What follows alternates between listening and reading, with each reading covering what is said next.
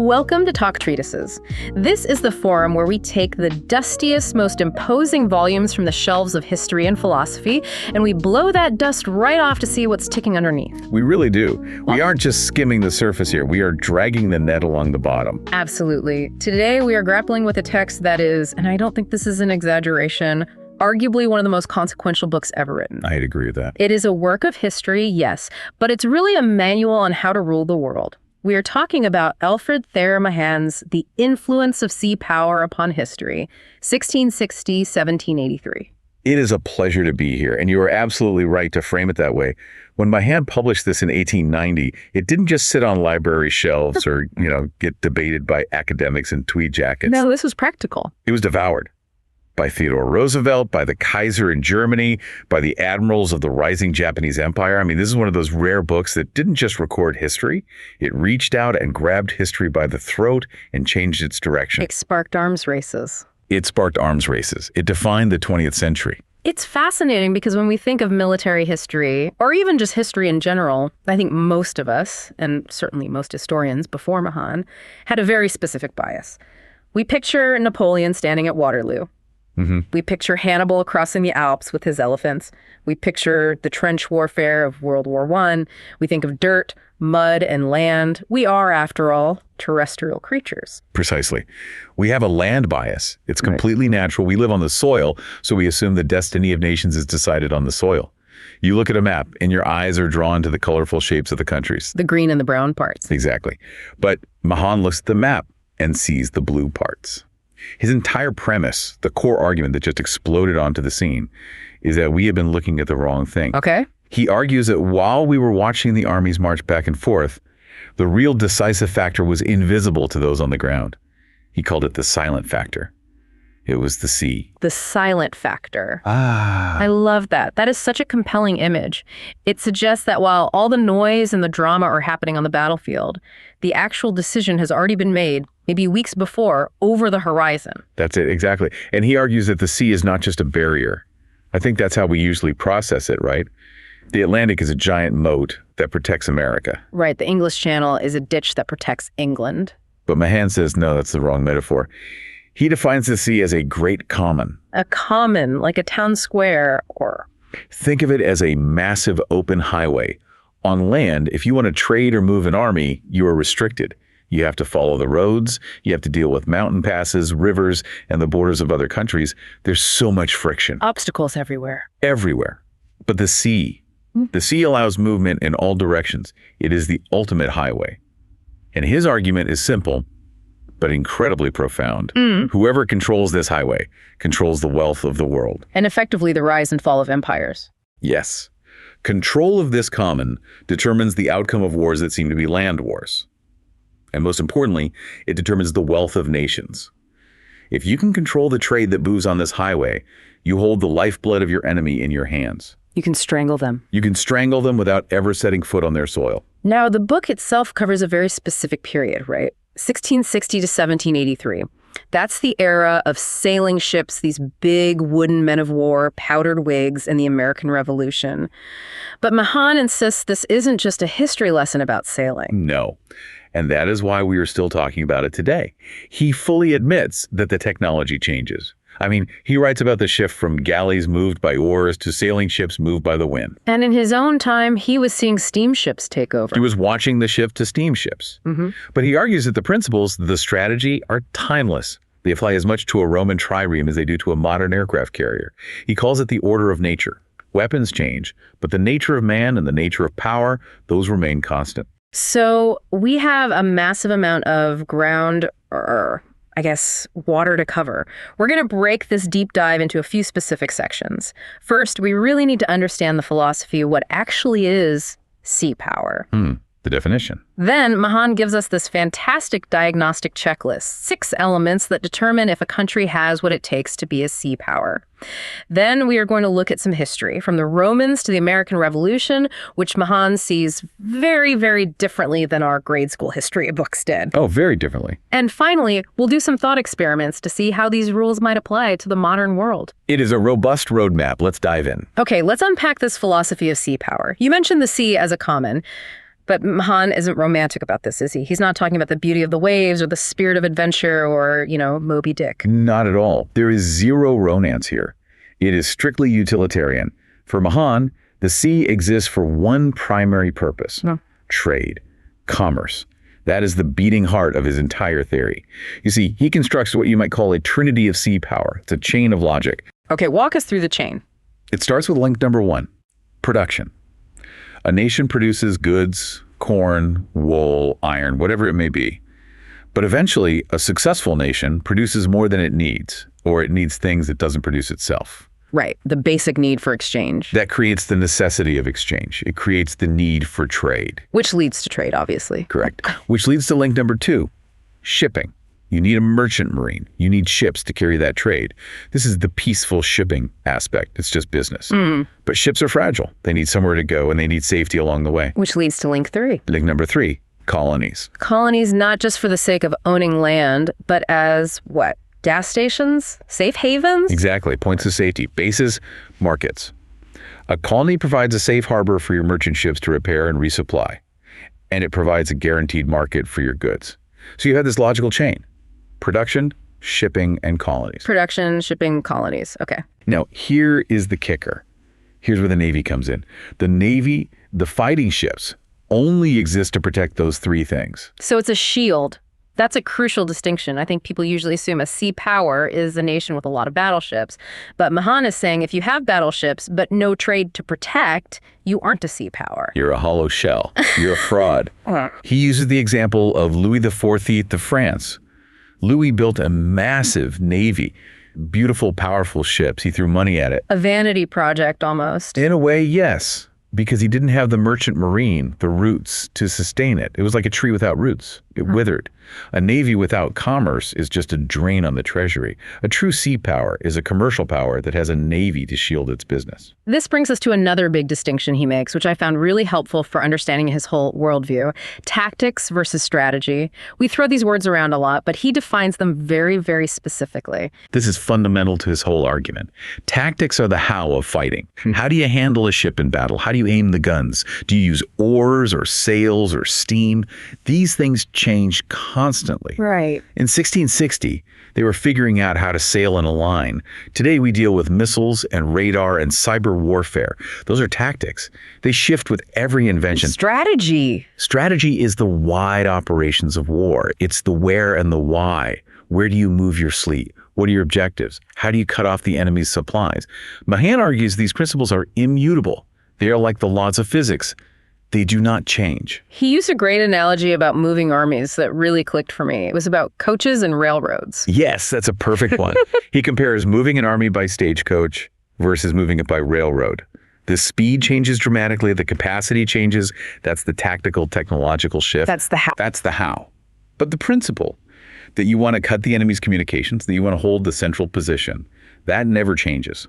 Whether you were cutting a Roman road or bombing a railway line or, launching a cyber attack on a logistics network, the strategic principle is identical. The tools change. The board game remains the same. So if we accept that sea power is this combination of trade and protection and that the rules of strategy don't change, the next question is, who can be a sea power? Mahan doesn't think just anyone can do it. He has a list. He does. He has his 6 elements of sea power. You should think of it as a diagnostic checklist for a nation. It's almost like a personality test for a country to see if it has the right stuff. Okay, let's run through them. Number 1, geographical position. This sounds like the most obvious one. It is the most obvious and maybe the most important. If you're an island, like England, you're forced to the sea. You have no choice. But more importantly, you don't have to defend a land border. Right. If you are France, you have the Atlantic and the Mediterranean, which is nice. But you also have Germany and Spain right next door, breathing down your neck. Exactly. France is what Mahan calls a continental power. She is always distracted. She has to spend a fortune on a massive army to defend her borders against land invasion. That's money that can't go to ships. England can just focus on the fleet? England can put all her money into the fleet. Also, England can concentrate her fleet. She sits right there on the channel, blocking everything. France has to split her fleet, half in the Atlantic at Brest, half in the Mediterranean at Toulon. And that separation, as we'll see, is a massive, often fatal weakness because they can't easily support each other. And Mahan mentions the United States here too, doesn't he? Even back then. He does. He notes that the U.S. has a strategic position regarding the Caribbean and the Isthmus of Panama. And you have to remember, he's writing this before the canal was built, but he absolutely foresaw its importance. He saw it coming. He saw it coming. But he also notes that if a country has two coasts, like the U.S. with the Atlantic and Pacific, and no canal connecting them, it has that same weakness of separation that France had. Yeah. It's a strategic nightmare to have your navy split by an entire continent. Okay, that makes sense. Element number 2, physical conformation. This means the shape of the coast, what the country looks like. Yes, and the natural resources. You need harbors. It sounds simple, but if you have a long, smooth coast with no deep harbors, you can't have trade. You can't base a navy. But Mahan adds a fascinating psychological point here, what we might call the paradox of plenty. I loved this point. It's the comparison between France and Holland, right? It's exactly that. Yeah. France has amazing soil, a delightful climate. It is a rich, pleasant country to live in. And the result, people stay home. They're comfortable. Why would you risk your life on a stormy ocean when you can grow grapes in Provence? It's too nice. It's too nice. But Holland was a swamp. The soil was poor. They literally couldn't grow enough food to feed their own population. They were driven to the sea to survive. So desperation was their advantage. Their poverty made them a great sea power because it made them desperate. They had to fish to eat. They had to trade to live. Necessity is the mother of a great navy, apparently. Comfort kills sea power. Desperation builds it. Got it. Okay, element number 3, extent of territory. Now, you'd think bigger is better here. Not necessarily. For Mahan, it's about the proportion of the coastline to the population. If you have a massive coastline and a small population, that's not a strength, it's a weakness. You can't defend it. He uses the American Confederacy in the Civil War as the prime example here. It's the perfect example. The South had a huge coastline, thousands of miles, lots of rivers going inland. But they didn't have a navy. And crucially, they didn't have the seafaring population to build one quickly. So the Union was able to blockade them. The length of the coast just made it harder to defend, not more powerful. It just gave the enemy more places to attack. 1,000 places the Union could land troops or block a port. Which leads perfectly into number 4, number of population. But again, he's very specific here. He's not just counting heads. No, absolutely not. He is counting sailors. He calls it the seafaring population. You can have 100 million people, but if they're all farmers in the interior, they're useless for sea power. You need a reserve. A reserve, like a bench in sports. It's exactly like that. In a war, your military navy will lose men. Ships will be damaged. Who replaces them? Who repairs the ships? You need a deep bench of mechanics, shipbuilders, and merchant sailors who can be drafted into the Navy. And that's where the merchant marine is so important again. That's why it's the root system. It's the training school for the Navy. If you don't have that reserve, your first defeat is your last defeat. You can't recover. Number 5 is a bit tricky, maybe feels a little dated. National character. This sounds a bit 19th century sociology, but what is his argument here? It is, but if you strip away the 19th century language, his point is about culture. He calls it the trade instinct. Does the average citizen, does the culture itself value making money by trading? He contrasts England and Holland, who he calls nations of shopkeepers, with Spain. And Spain had this massive empire. A massive empire. But Mahan says they were obsessed with gold bullion. Their model was to conquer, take the gold and silver, and bring it home in a galleon. They despised manufacturing and trade as someone beneath a nobleman. So Spain was just looting while England was doing business. Essentially, yes. Yeah. And because Spain didn't build a real trade network, they didn't build a healthy middle class or a merchant marine. When the gold ran out, or when the English Navy under Drake cut off the galleons, the whole Spanish system collapsed. It wasn't sustainable. Not at all. England and Holland were self-dependent. They colonized to found new homes, to farm, to trade. That created a durable, self-sustaining structure. And finally, number 6, the last element, character of government. This is where politics comes in. A government can either build sea power or destroy it. Mahan looks at despotism versus free governments. Yeah. An absolute monarch, a despot like Louis XIV, can say, I want a navy, and boo, he can build 100 ships in a few years. It's very efficient. But there's always a but. But when he dies, or when he loses interest and decides he wants to conquer the Netherlands by land instead, the navy rots. It has no staying power because it's based on his personal whim. It's not baked into the system. Whereas the free people, like the English or the Dutch, build their navy because the people demand it. The merchants in Parliament say, we need protection for our ships.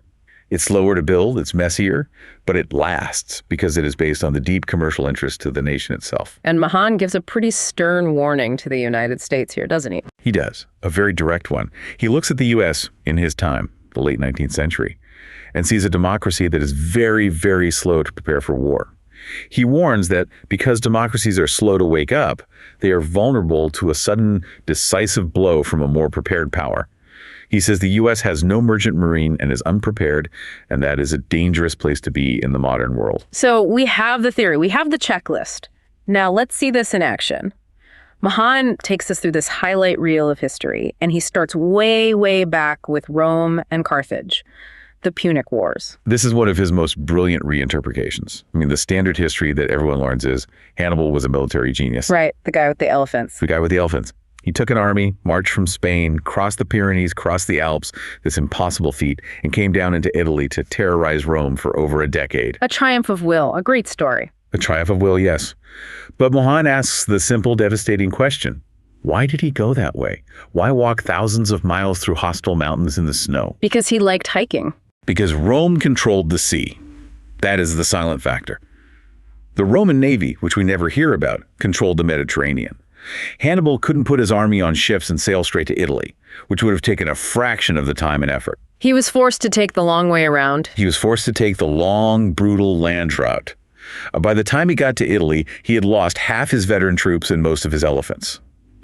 The sea had already dealt him a massive blow before he even fought a single battle on Italian soil.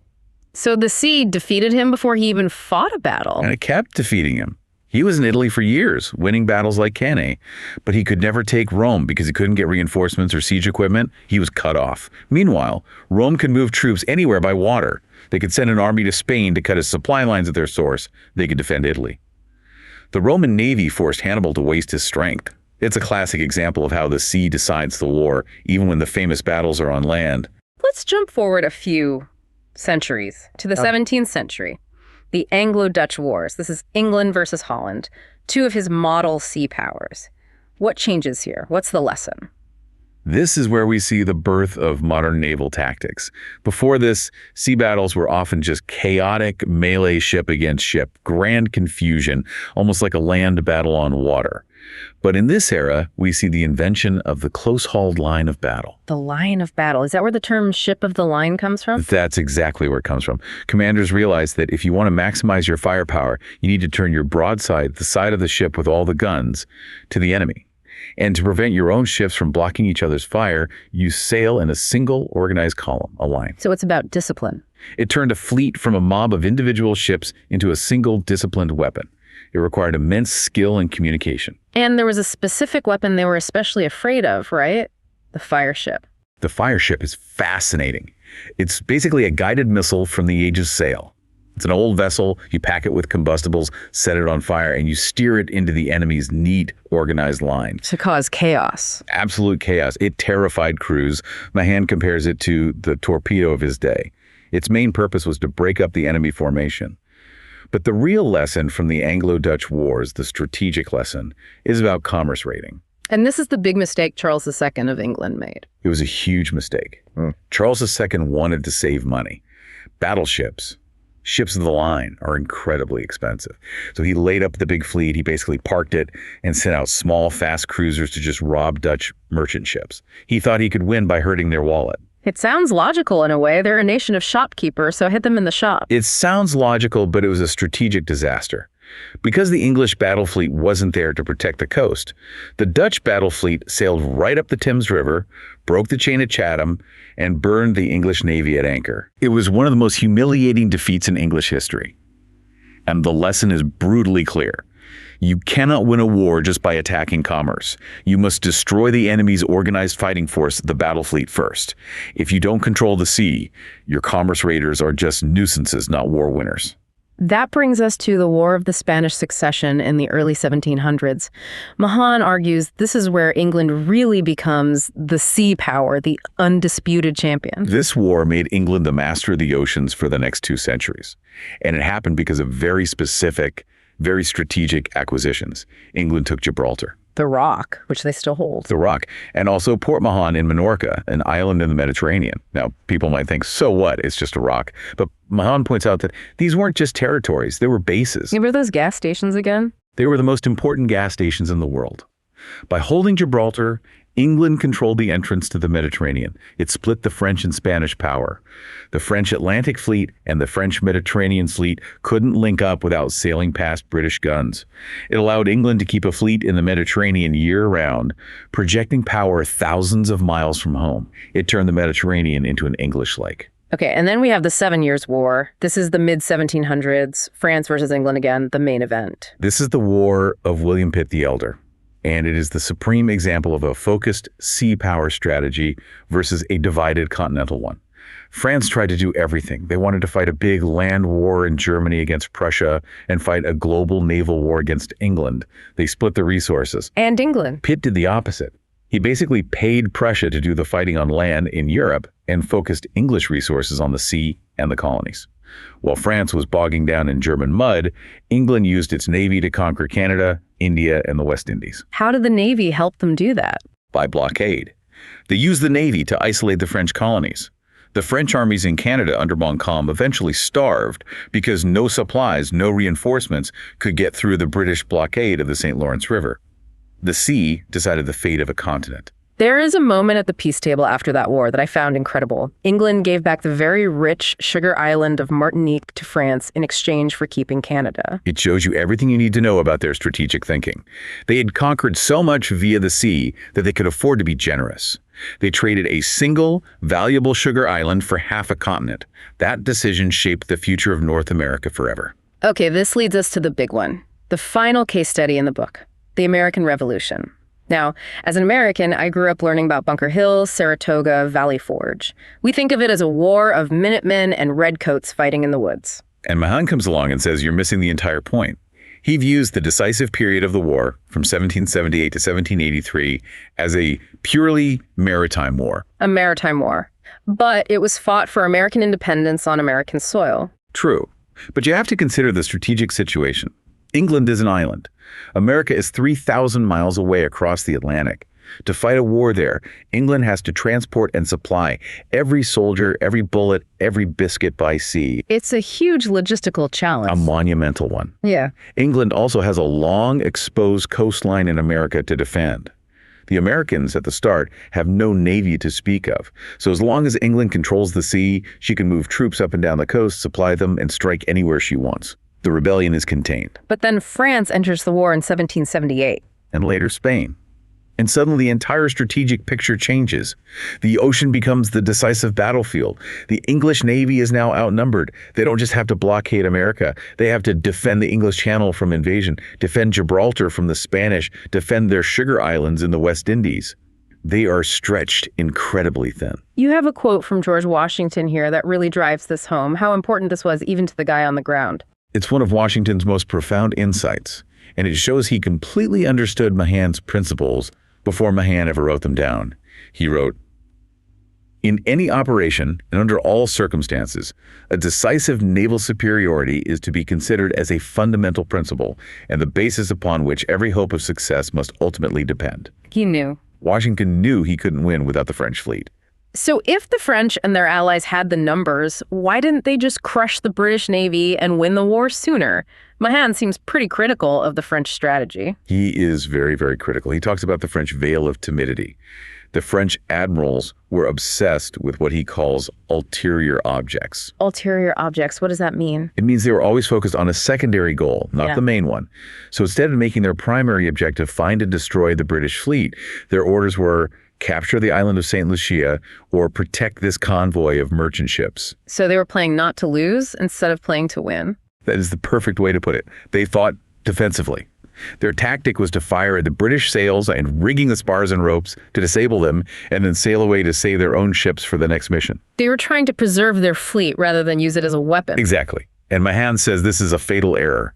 If you destroy the enemy fleet, all those islands and convoys will fall into your lap automatically. But if you save your ships and leave the enemy fleet afloat, the war never ends. You can't achieve a decision. But there was one moment, one critical moment where they got it right. Yorktown. The climax of the war. 1781. This is the one moment where the anti-English coalition achieved, for a brief time, local command of the sea. You have the French Admiral de Grasse. He brings his entire fleet from the West Indies to the Chesapeake Bay. He blocks the entrance. So Cornwallis, the British general, is cut off at Yorktown on the peninsula. He is trapped. Washington and the French army are in front of him on land. Yeah. The deep blue sea is behind him. Now, normally the British Navy would sail in and rescue him. That was always the British get-out-of-jail-free card. But not this time. Not this time. The British fleet under Admiral Graves shows up, but de Grasse sails out to meet them, the Battle of the Chesapeake. And de Grasse doesn't have to crush them. He just has to fight them off, keep them out. And he does. Graves sails away to New York to repair, and the trap is sealed. And Cornwallis has to surrender, his whole army. He surrenders because he's cut off from sea support. That is the victory. American independence was achieved not at Saratoga or Bunker Hill, but on the waters of the Chesapeake Bay because of a temporary control of the sea by the French Navy. But Mahan calls the Battle of the Saints the next year the counterclimax. He does, because in 1782, the British Admiral Rodney defeats de Grasse in the West Indies. This is the redemption for the Royal Navy. Tell us about the tactical innovation here. He talks about breaking the line. This was a huge deal. For a century, the rule was you kept your line of battle intact. But Rodney, seeing a gap in the French line due to a shift in the wind, sailed his flagship through their line, with the rest of his fleet following. It created total chaos. Instead of a formal duel of sailing parallel and trading broadsides, he pierced their formation and turned it into a close-quarters melee. And the British were better at that kind of fight. They excelled at it. They captured de Grasse himself. This single victory restored England's command of the sea, saved her incredibly valuable West Indian Empire, and allowed her to negotiate a much better peace treaty than she otherwise would have, even though the American colonies were lost. We've covered a lot of history. Let's maybe distill some of these recurring ideas. Let's talk about some of these strategic doctrines and their modern applications. The first one you have here is the fleet in being. Yes, this is a really subtle but important concept. He comes from an English admiral named Torrington in 1690. He was facing a much larger French fleet. His orders were to fight, but he knew he would lose. So he disobeyed. He refused to fight a decisive battle against overwhelming odds. He retreated, keeping his fleet intact. His logic was, as long as his fleet exists, as long as it is in being, the French cannot safely launch a seaborne invasion of England. They would always have to worry about his fleet attacking their transports. So the threat of the fleet was as powerful as an actual attack? In that situation, yes. It paralyzed the enemy's main strategic objective, the invasion, without having to risk his own forces. It's the idea that a fleet doesn't always have to fight to have a strategic effect. Okay, what about commerce destroying, or as the French called it, guerre de course? This is one of Mahan's central arguments, and he hammers it home again and again. Attacking merchant ships, privateering, cruiser warfare is a secondary operation. It can cause a lot of economic pain, it can make insurance rates go up, but it does not by itself win wars. And he has examples. So many. France tried it for 100 years against England and failed. The South in the U.S. Civil War had famous commerce raiders like the CSS Alabama, which caused havoc, but they had no battle navy, so they lost the war. His point is that you can bleed from 1,000 cuts, but the only way to win is to go for the heart, which is the enemy's main battle fleet. And finally, the importance of bases. This is key to understanding global power projection. Mahan says ships are like land birds. They can't fly far from home. They need places to rest and refuel. In his day, it was for food, water, and repairs. In the age of steam, it was for coal. Coaling stations. Exactly. A nation needs a global network of bases, of safe harbors to project power. That's why Gibraltar and Malta were so important to Britain. And Mahan explicitly predicts that the United States will need bases in the Caribbean and the Pacific to protect the future Panama Canal and its trade routes. He was laying the intellectual groundwork for America's rise as a global power. All right, this has been fantastic. Let's wrap this deep dive up with our thought experiment segment. And of course, the standard disclaimer applies. These are for entertainment and educational purposes only. We are just using the text as a jumping off point for some creative extrapolation. I'm ready. Let's do it. Okay, experiment 1. The continental United States. The scenario is, what if the U.S. in the 20th and 21st centuries had failed to build a merchant marine or a powerful navy? What if it had followed the advice of the isolationists and ignored Mahan's warning? That's a great one. Okay, based on Mahan's principles, the analysis would be that the U.S. essentially becomes a giant island that is vulnerable to blockade.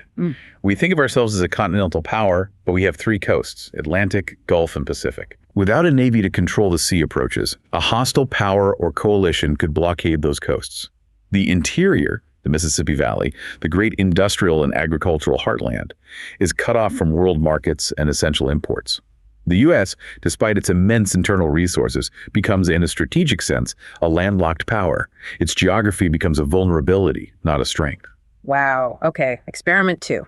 The Napoleonic what if. Let's connect back to that 1779 Allied invasion plan of England you mentioned. The scenario is, what if Napoleon, at the height of his power around 1805, had achieved what the French and Spanish briefly had in 1779? Temporary control of the English Channel, just for a day or a week. The analysis here, drawing from the text, is pretty clear. If Napoleon's Grand Army had been able to cross that 21-mile stretch of water, the war is over. Mahan suggests Napoleon would have, as he put it, conquered Gibraltar on the shores of England, meaning once the sea barrier was breached, the entire British global system, its empire, its wealth, its bases, would have collapsed because the heart had been captured. So the Royal Navy was literally the only thing that stopped him? It was the only thing. The sea barrier is the only thing that stopped Napoleon and Philip II's Spanish Armada before him. It is the defining feature of that entire period of history. Okay, last one. Experiment 3. The peaceful blockade. A modern superpower with a navy that is overwhelmingly dominant decides to interpret the rules of effective blockade very loosely. Instead of parking ships right outside a port, they use their speed and numbers to declare vast areas of the ocean off limits to neutral trade with their enemy. Right. So what happens to international law? The analysis, based on Mahan's view of history, is that international law becomes whatever the dominant sea power says it is. Might makes right. At sea, historically, yes. He talks about how Britain just brushed aside the complaints of the armed neutrality during the Napoleonic Wars. When one power has absolute dominance of the common, the rights of neutral nations tend to vanish. The master of the sea gets to write the rules. It's a sobering thought, but one he shows is historically consistent. So, to bring this all together for a final synthesis, what's the biggest takeaway from Mahan? That sea power is silent. It's subtle. It often works by exhaustion, by slowly cutting off trade and strangling an economy, rather than through the drama and glory of land battles. And that it's not just about warships. It requires the cooperation of the people through commerce, the government through wise policy, and the military through the navy. It's a three-legged stool. I have a final quote from the text that seems to sum it all up. History has shown that commerce raiding is always possible, but it is not inconsistent with the general control of the sea. The master of the sea is the master of the situation. Couldn't say it better myself. That is the essence of it. Thanks for listening to Talk Treatises.